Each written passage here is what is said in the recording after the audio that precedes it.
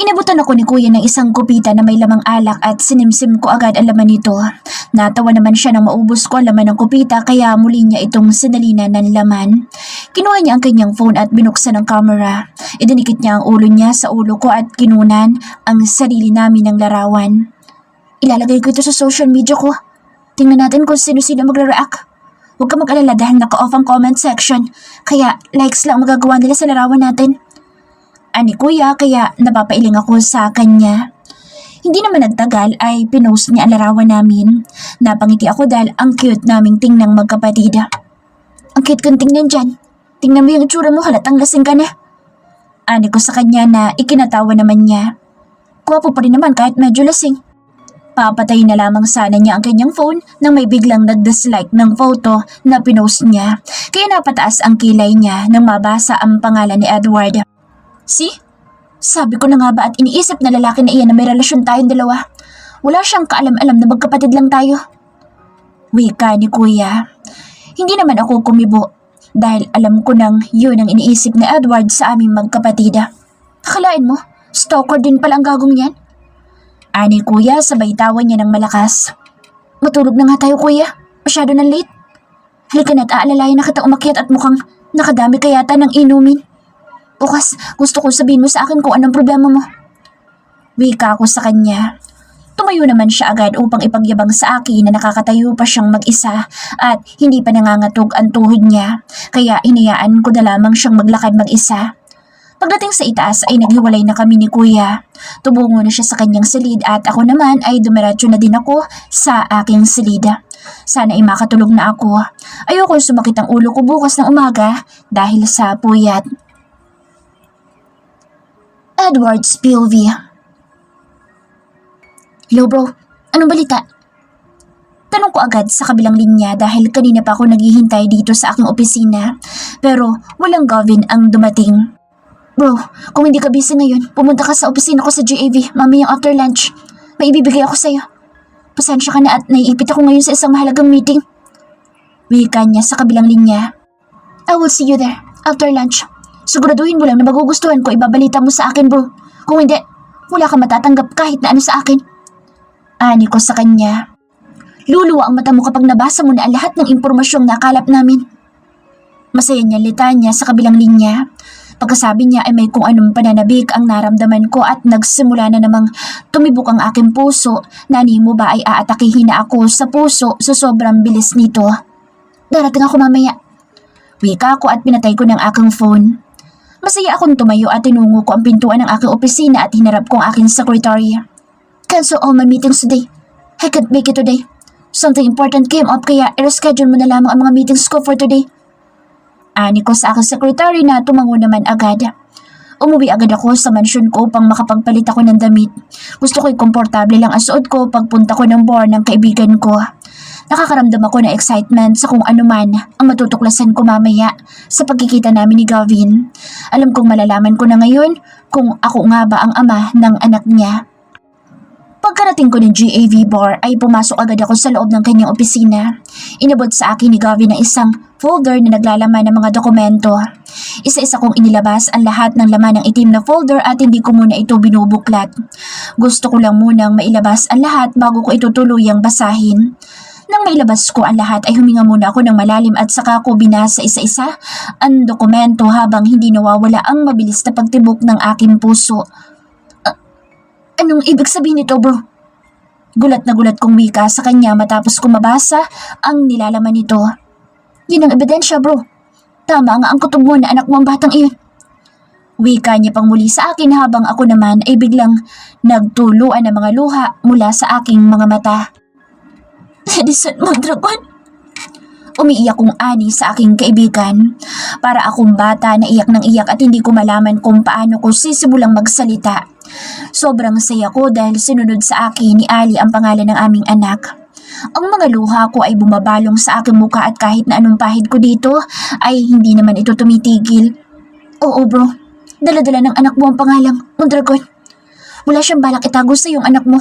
Pati ang pangalan niyang Edison ay kinuha niya sa Edward mo. Anya pang muli at hindi pa rin ako makapaniwala na isa na pala talaga akong ama at may anak na kami ni Ali. May anak na kami ng babaeng mahal na mahal ko. Pero may problema pa tayo, bro.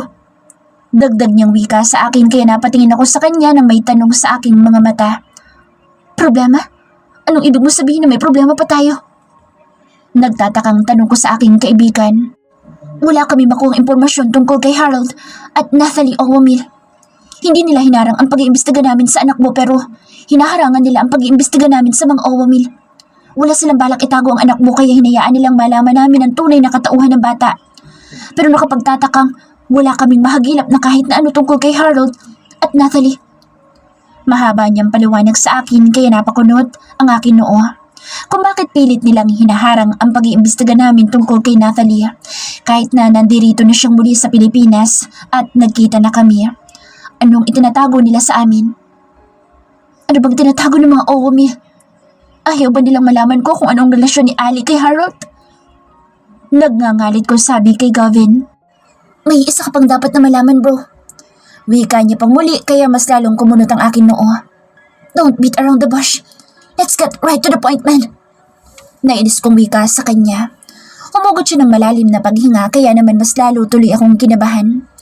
Inihagas niya sa table ang isang brown envelope kaya napatingin ako dito bago ko ito kinuha. May pagtataka sa aking anyo kung para saan ang brown envelope na ibinigay niya sa akin. Open it. Utos niya kaya naman ay agad ko itong dinampot at tinitigan. Ano naman to? Nagtataka kong wika sa kanya habang hawak-hawak ko ang malaking envelope na ibinigay niya. Just open it, bro. You'll be surprised. Nakangisi niyang tugon sa akin kaya kumunot na lalo ang aking noo. Nagtataka man ako ay binuksan ko at inlabas isa-isa ang dokumentong laman nito at ganoon na lamang ang pagkagulat ko nang mabasa ko ang nilalaman nito. Napaawang ang labi ko at nanlaki ang aking mga mata sa aking binabasa. Napatingin ako kay Gavin na nakatingin din sa akin habang ngumingisi. Anong ibig sabihin nito? Paano nangyari ito? Nagtataka kong wika sa kanya. Halos paulit-ulit kong binabasa ang mga dokumento na baka sakali ay magbago pa ang mga ito. Ngunit hindi ito isang imahinasyon lamang. Totoo ang lahat ng nakasaad ng dokumentong ito. Tama yung nababasa mong impormasyon. Ang mga Ali Mall at mga Alice Hotel na nakikita natin ay pag-aari palang lahat ni Natalie. Kay Natalie lang at hindi kasama ang ibang Owamil. Ganoon siya kayaman. Nakangisi niyang turan sa akin. Pero, paano nangyari iyon?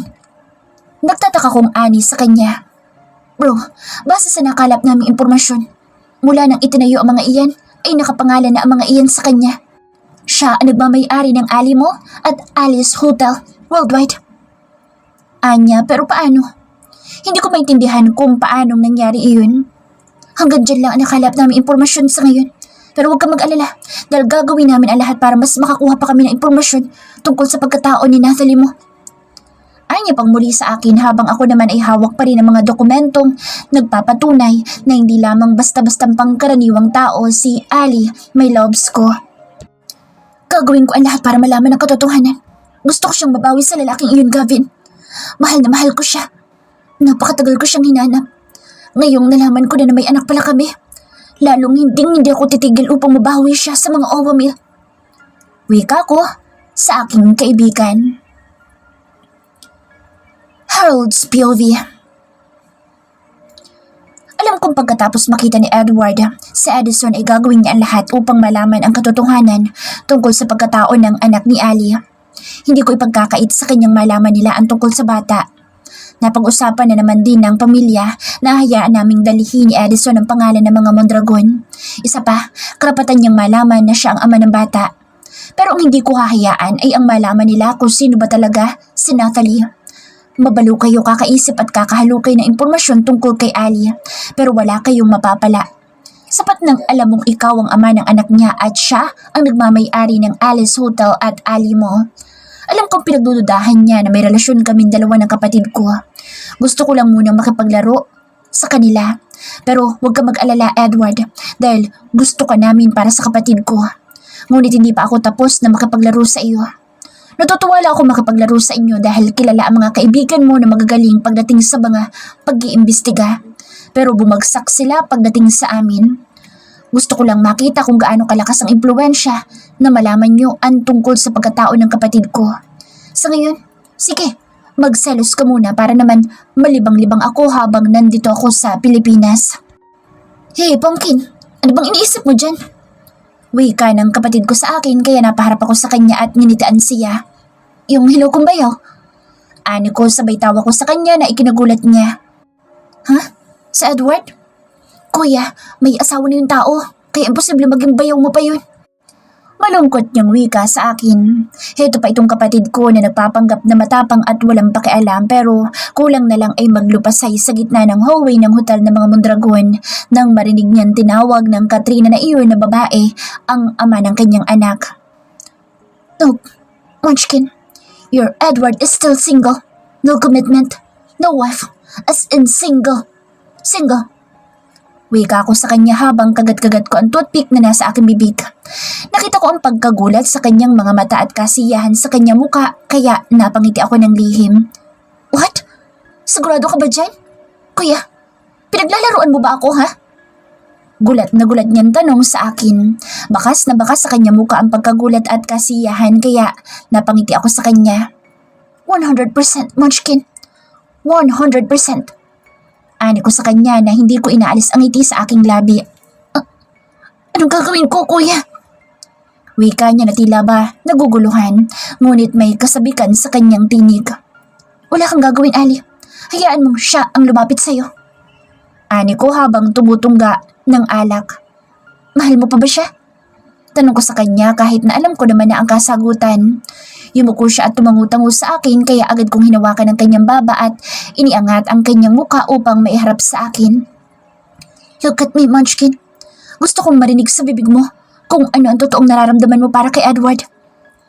Ani ko sa kanya sa seryosong tinig habang hawak ko pa rin ang kanyang baba.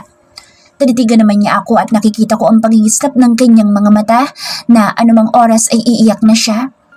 Yes, I still love him. I love him very, very much. Hindi nagbabagong pagmamahal ko para sa kanya. Katawan ko lamang ang lumayo sa kanya ngunit hindi ang puso't isipan ko. Wika niya sa akin na ikinangiti ko ng malaki. Hindi ako tutol at alam natin ganoon din si Papa. Pero huwag kang lalapit sa kanya. Hayaan mong siya ang gumawa ng paraan para mabawi ka niyang muli. This is so exciting, don't you think? Masaya kong wika sa kanya. Ano na naman bang kalokohan yung nasa utak mo ha? Herodes ka? Inis niyang ani sa akin sabay palo sa aking dibdib. Wala. Mukha Herodes ka ha? Wika kong nang iinis sa kanya. Sa inis niya ay bigla niya akong tinalikuran kaya muli akong tumawa ng malakas at tinawag ko siya. Hey, saan ka pupunta? Hindi pa tayo tapos. Malakas kong ani sa kanya habang malakas akong tumatawa. Tigilan mo ako, Herodes ka. Isusumbong talaga kita kay Papa. Wika niya at pagkatapos ay tuluyan na siyang umalis at iniwan ako na tumatawa lamang na mag-isa. Natalie's POV. Habang nag-iisip ako tungkol kay Edward ay tumunog ang aking telepono kaya napatingin ako dito at nang makita ko na si Edward ang tumatawag ay biglang kumabog ang aking puso na tila ba may mga libo-libo na namang kabayo nag-uunahan sa pagtakbo sa loob ng aking dibdib. Napatitig ako sa aking telepono. Hindi ko alam kung dapat ko nga bang sagutin ang tawag niya pero dinampot ko pa rin ang telepono ko at hindi ko maiwasang mapangiti habang binabasa ko ang Edward's calling na nakarehistro sa screen ng aking telepono. Sasagutin ko ba ang tawag niya? Ano sasabihin ko? Bahala na nga. Hello? Sagot ko sa nasa kabilang linya. Mas lalo na akong nabingi dahil tila ba mas lumakas ang pagtibok ng aking puso kaya napapapikit na lamang ako at napapabuntong hininga ng mahina upang mapakalma ko ang naghuhurmentado kong puso. Hey baby, kala ko'y di mo nasasagutin ang tawag ko. Malulungkot na sana ako. Anya sa kabilang linya kaya may biglang gumuhit ng ngiti sa akin labi at hindi ko maiwasan ang hindi kiligin. Pero syempre hindi ko pinapahalata kaya kinagat ko ang pang-ibaba kong labi upang mapigilan ko ang kilig na nararamdaman ko. What do you want, Edward? Tanong ko sa kanya pero kunwari wala akong nararamdaman kahit na emosyon sa pagtawag niyang ito sa akin. Pwede ba kita makausap? Kailangan natin mag-usap ng tayo lang, baby. Kaya nakikiusap ako. Kahit ngayon lang ay pagbigyan mo naman sana ako, please. Anya na nakikiusap sa akin. Tungkol saan ba pag-uusapan natin? Tanong ko naman sa kanya, kahit na may hinala na ako na si Edison ang gusto niyang pag-usapan namin. Nararamdaman ko nang alam na niya ang katotohanan tungkol sa anak namin na si Edison. It's about our son, Edison Mondragon. Wika niya na walang kagatol-gatol, kaya mas kumabog ang aking puso. Napaawang ang labi ko. Nawalan ako ng sasabihin at hindi ko alam kung saan ako magsisimula o paano ako makakasagot sa kanya. Hey baby, are you still there? Tanong niya mula sa kabilang linya dahil para na akong napipipi at hindi makapagsalita pa. Yes, I'm still here. Ani ko at pilit kong pinapakalma ang aking puso. Please baby, we need to talk. Pakausap niya pang muli sa akin, kaya upang makakuha ko ng lakas makapagsalita ay bumuntong hininga na lamang muna ako. Pag-iisipan ko, Edward. Ani ko, sobrang lakas ng tibok ng aking puso at hindi na ako makapag-isipan ng maayos. Hindi ko nga maintindihan ang aking sarili kung tumitibok ba ng malakas ang aking puso dahil alam na niya ang tungkol sa anak namin o tumitibok ng mabilis ang aking puso dahil kausap ko siya ngayon. Ewan ko, hindi ko na alam. If you don't mind, Edward, I have to go. Please, excuse my lack of availability. May kailangan kasi akong gawin sa opisina. Wika ko na lamang sa kanya kahit hindi naman ako totoong busy. Wait, agad niyang tugon sa akin bago ko pa man mapatay ang aking telepono. Hindi naman ako nagsalita at hinintay ko na lamang ang sasabihin niya. Since the first moment I saw you in my house, I have loved you, Ali. I love you until my last breath. I mean that. Wika niya na mas lalong ikinabilis ng pagtibok ng aking puso. OMG, kinikilig ako. Ewan ko ba, traidor talaga ang puso ko na ito eh. Pero syempre hindi na lamang ako kumibo at pinatay ko ng aking phone. Bigla kong kinuha ang aking unan at itinaklob sa aking muka at doon na ako nagsisisigaw ng ubod ng lakas. Sobrang kilig ang nararamdaman ko at tila ba hanggang ngayon ay umaalingaw pa rin sa aking pandinig ang mga sinabi sa akin ni Edward. Oh my God. Ilang katok sa aking pintuan na nagpatayo sa akin at napatutup ako ng aking mga kamay sa aking bibig. May nakarinig kaya ng pagtilig ko? Oh my God, nakakahiya. Mabilis kong nilapitan ang pintuan ng aking silid at dahan-dahan ko itong binuksan. Sumungaw naman ang ulo ni Kuya at ngumiti sa akin. Good morning. Halika na sa ibaba at kakain na tayo ng breakfast. Ako nagluto dahil request ng anak mo. Namimiss na yata niyang Italian breakfast. Ani Kuya na ikinatawa ko ng mahina. Okay Kuya, magbibihis lang ako, susunod na rin agad ako sa ibaba. Ani ko at ngumiti naman sa akin si Kuya at tinalikuran na rin ako. Pagkasara ko ng pintuan ay dumiretso na ako ng banyo at naligo. Hindi mawala sa isipan ko ang sinabi sa akin ni Edward. Sa totoo lang ay mahal na mahal ko ang lalaking iyon pero tama naman si Kuya. Kailangan siya ang unang lumapit sa akin. Kailangan niyang gumawa ng hakbang upang ipaglaban niya ang pagmamahal niya sa akin.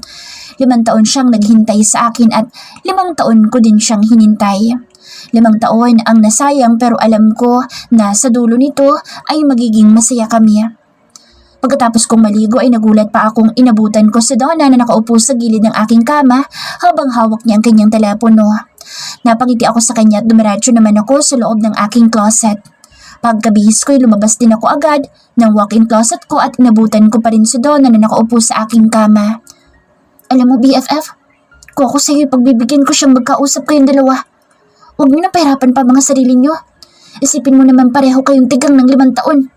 Hindi ba't hinahanap ng katawan mo ang mga halik ni Edward sa'yo? Ang mga yakap niya at ang kanyang ano? Wika niya na ikinalaki ng mga mata ko kaya pinaghahampas ko siya ng unan na ikinatawan niya ng malakas. Bad mo talaga! Anya, natawa naman ako dahil pakaramdam ko ay binubuyo ako ng aking kaibigan kay Edward. Tara na sa ibaba at kakain na tayo. Anya sa akin kaya naman napapailing na lamang ako sa kaibigan kong ito. Pagkarating namin ng kusina ay naupo agad kaming magkaibigan. Tinabihan ko ang aking anak at isang matamis na halik sa pisngi ang ibinigay ko sa kanya. Pinakain ko muna ang aking anak at nang matapos itong kumain ay pinakuha ko sa yaya nito upang mapaliguan naman. Munchkin, kailangan mong pumunta sa Mondragon Corp. Dalhin mo sa opisina ni Mr. Mondragon ang mga dokumento ibibigay ko sa'yo. May mahalaga lang akong meeting na asikasuhin, kaya ikaw na makapag-usap sa kanya. At Donna, ikaw muna bahala kay Edison. Ani Kuya kaya napatingin ako sa kanya. Bakit ako? Gulat kong ani. Dahil ikaw inuutosan ko. Alam nga namang si Donna, wala namang alam yan tungkol sa negosyo natin.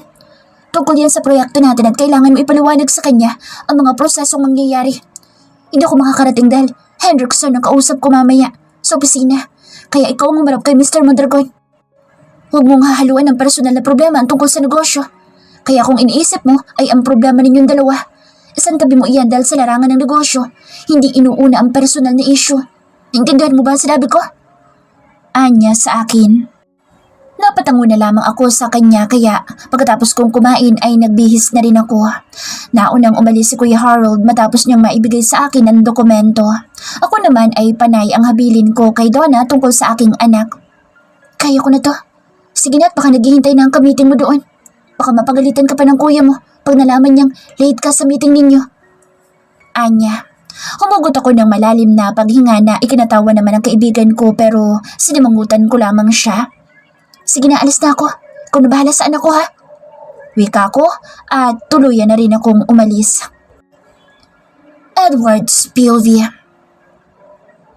Alam kong narinig niya ang mga sinabi ko, lalong-lalo na ang part na mahal ko siya. Kahit hindi siya sumagot ay naririnig ko naman ang kanyang paghinga. Mahal na mahal ko si Ali at lahat ay gagawin ko, mabawi ko lamang siya. Alam kong may pagtingin din siya sa akin at may anak na kami. Yun ang alas ko ngayon at yun ang alas na magiging dahilan ng pagkabuo ng pamilya namin. Masaya akong pumasok sa aking opisina nang salubungin ako ng aking secretary. Sir Mondragon, kanina pa po kayo hinihintay ni Ma'am Nathalie O'Mill. May importante daw po siyang sadya sa inyo. Sumaglit lamang po siya sa comfort room. Ani sa akin ang aking secretary kaya biglang bumilis ang pagtibok ng aking puso. Okay, let her into my office when she returns. Ani ko at hindi ko pinapahalata ang pagkasabi ko. Mabilis akong pumasok ng aking opisina. Diretso sa banyo at tinignan ko ang sarili ko. Dapat, gwapong-gwapo ako. Ano kayang importanteng sadya sa akin ng mahal ko? Ang alam ko ay si Harold ang makikipag-usap sa akin ngayon. Tungkol kaya ito sa aming anak? Umupo ako sa aking swivel chair at agad na binuksan ang aking laptop at maya't maya ang tingin ko sa aking pintuan. Makaraan ang 5 minuto ay 3 mahihinang katok ang pumukaw sa aking mga ginagawa. Come in, I said na may pagkasabik. Good morning, Mr. Mondragon. Bati niya pagkapasok pa lamang niya ng aking opisina kaya napatas ang aking ulo at tumingin sa kanya nang may malaking ngiti sa aking labi. Good morning to my loves. Ani ko sa kanya at isang ngiti ang sumilay sa aking labi. What has brought you here this early in the morning? Tanong ko sa kanya habang nakatitig ako sa kanyang mga mata. I'm here because of these documents.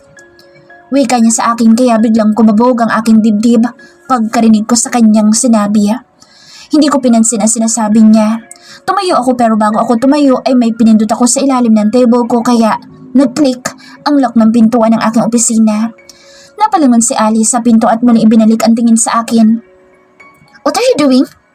Anya pero isang ngisi lamang ang ginawa ko at mabilis ko siyang nilapitan. Kinuha ko ang hawak niyang malaking folder at hinapit ko ang kanyang bawang na ikinagulat niya. Hindi naman niya ako itinutulak palayo pero iniiwas niya sa akin ang mukha niya kaya hinuli ko ang baba niya at iniharap ko sa akin ang maganda niyang mukha. I miss you. I miss you so damn much. Bulong ko sa kanya. Hindi ko na napigilan ang aking sarili at siniil ko siya ng halik na ikinagulat niya. Nanlaban siya at pilit niya akong itinutulak ngunit ang isa kong kamay ay humawak na sa kanyang batok pataas sa kanyang ulo upang mas mahalikan ko pa siya ng mariin.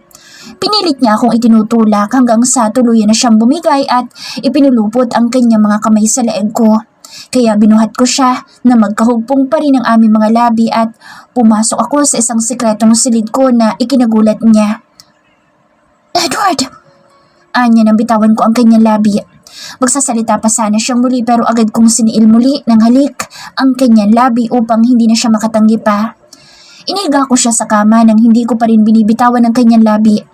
Habang nakayakap muli ang mga braso niya sa aking leeg at ginagantihan ang bawat paghalik ko sa kanya. I want you so bad at hindi ka makakaalis ng silid na ito hanggat hindi kita muling naaangkin. Akin ka lamang, Ali. Akin ka lamang.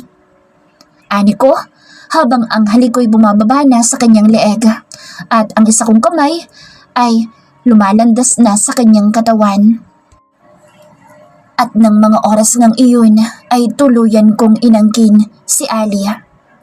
Halos panawan ako ng lakas habang nararamdaman ko na unti-unti ko nang naabot ang sukdulan hanggang sa impit na ungol ang pinakawalan ko nang marating ko ang langit. Habol hininga kong ninanamnam ang tamis ng pinagsaluhan namin habang magkahugpong pa rin ang aming mga katawan. Hindi dapat nangyari ito, Edward. Anya, pero sa halip na sumagot ako ay siniil ko siyang muli ng halik. Hindi ko na mabilang pa kung ilang beses namin pinagsaluhan ng isa't isa. Nakaiga ako sa tabi niya. Napatingin ako sa kanyang muka at napapikit naman siya. Napangiti ako lalo na nang marinig ko ang malalim niyang paghinga kaya alam kong tulog na ang mahal ko. Tumayo ako at nagbihis. Binalot ko siya ng kumot at lumabas ako ng aking opisina upang kausapin ang aking secretary. Go home at ayoko may gagambala sa akin. Adik ko at bumalik na ako sa loob ng opisina ko at kinandado kong muli ang aking opisina. Bumalik ako sa aking silid at naupo sa gilid ng kama. Hinawi ko ang buhok na tumatabing sa kanyang muka at hinalikan ko siya sa kanyang labi. I love you. Hindi ko pinagsisisihan ang mga nangyari sa atin. Bagkus, ay ito ang nagpatibay ng aking kalooban upang magkaroon ako ng higit na pag-asa upang mabawi ko kayo ni Edison kay Harold. Naramdaman ko ang pagmamahal mo, Ali. Hindi mo ito may pagkakaila sa akin. Bawat halik at yakap mo ay nag-uumiyaw ang damdaming itinatago mo para sa akin. Babawiin kita, mahal ko. Pangako. Hindi mawala sa isipan ko ang mga nangyari sa amin kahapon ni Ali. Hindi nga ako nakatulog magdamag dahil sa kakaisip tungkol doon. Napapahawak pa ako sa aking labi at hindi ko makalimutan kung paano niya gantihan ang aking mga halik. Habang nagmumuni-muni ako ay pumasok naman ang aking secretary kaya napatingin ako sa kanya. Sir, Mr. Harold Owamel is here. Anya na ikinagulat ko. Nalaman kaya niya ang ginawa namin ni Ali kahapon? Baka sinaktan niya ang mahal ko. Papatayin ko ang lalaking ito kapag may ginawa siyang hindi maganda kay Ali. Papasukin mo. Ano ko at sumandal ako sa aking swivel chair. Stop whatever you are doing, Mr. Mondragon. I know, you're investigating my family and I won't allow you to dig up any information regarding our private lives. Especially if it involves my munchkin. Anya sa akin na ikinangisi ko naman. Hindi ako makaimik. Nag-iisip ang utak ko na may sasagot nang biglang tumalikod sa Harold. Nasabi ko nang gusto ko sabihin, leave us alone, Mr. Mondragon, dahil hindi mo gugustuhin kalabanin ang pamilya ko. Wika niya bago tuluyang lumabas ng aking opisina. Shit! How did he know that? Mura ko pagkalabas ni Harold ng aking opisina. Kinuha ko ang aking phone sa bulsa at mabilis na denial ang numero ni Gavin. Ilang ring lamang ay sumagot din agad ang kaibigan ko. Dude, siguraduhin mo lang na importante iyan kung hindi malilintikan ka sa akin. Wika niya sa kabilang linya na tila ba may naudlot na kung anong mahalagang ginagawa. Umaga na, nangangabayo ka pa rin? Langya, sino naman ngayon ang kinakabayo mo, ha? Araw-araw, iba-ibang babae ang nasa kandungan mo. Wika ko sa kanya at napapailing na lamang ako sa kaibigan ko. Kago, storbo ka. Malapit na ako. Pagkatapos tatawag ka. Ano bang kailangan mo, ha? Inis na inis niyang sagot sa akin na ikinatawa ko.